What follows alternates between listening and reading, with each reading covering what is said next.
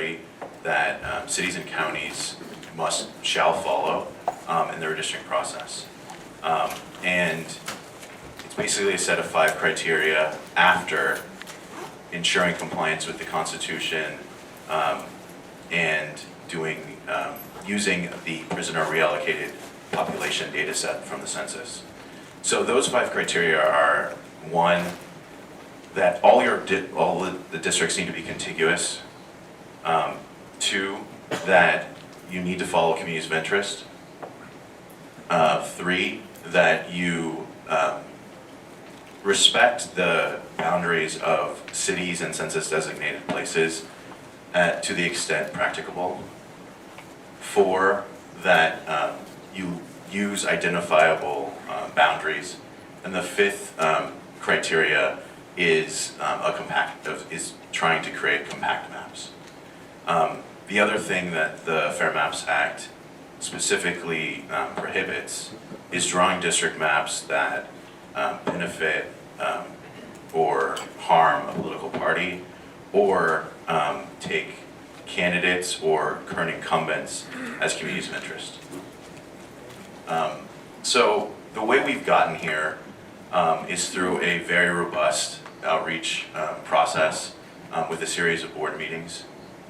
We've gone through, I don't know how many district and public maps and maps developed by the staff advisory committee. And last time you elevated 2 public maps to be discussed again and brought forward today. So the 2 finalist maps are first the Richard Patten's revised plan ID 74786, and then the chamber map titled SLO County 2030 ID 75760. So this is the Richard Patten map, and you can see that its total deviation is 7.8%.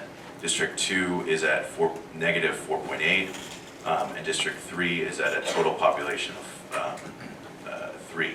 So the total deviation is 7.8%. And now looking more into the map, you can see that this is a different architecture than your current lines.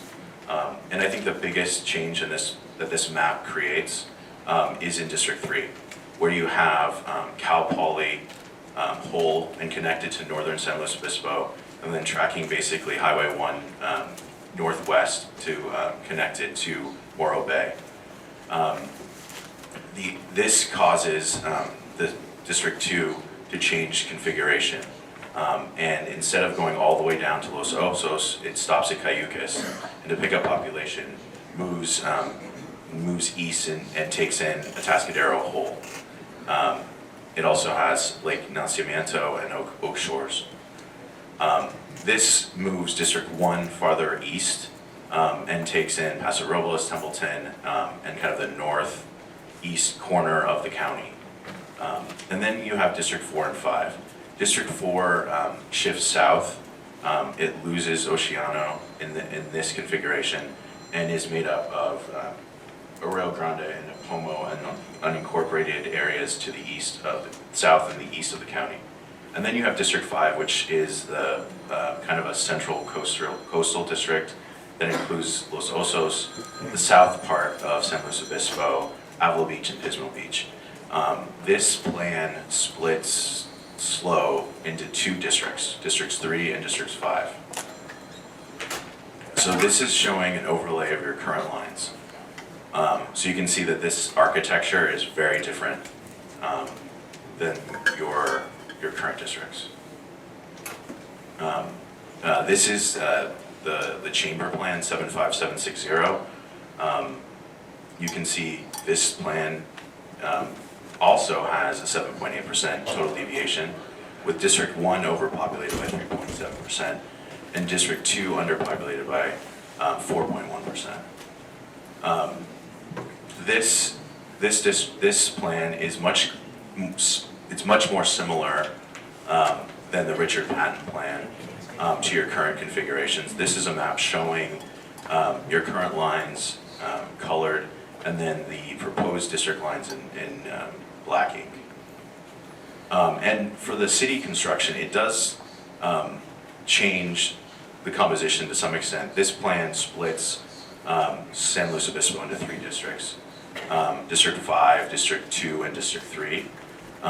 You have a very similar coastal district, except for you're splitting Atascadero kind of in half. So the western part of Atascadero is attached to the northern coastal district, District 2, with the other half of Atascadero in District 5, and attached, as it is currently, to Cal Poly and northern San Luis Obispo. District 3 has eastern San Luis Obispo, Avila Beach, and Pismo, and District 4 is very similar to its current architecture, with Arroyo Grande, Oceano, and Nipomo together, along with like a rural tail. So, as Kristen already alluded to, the recommendations for today's meeting is to approve one plan to move forward for voting on December 7th by ordinance and for publication on December 3rd.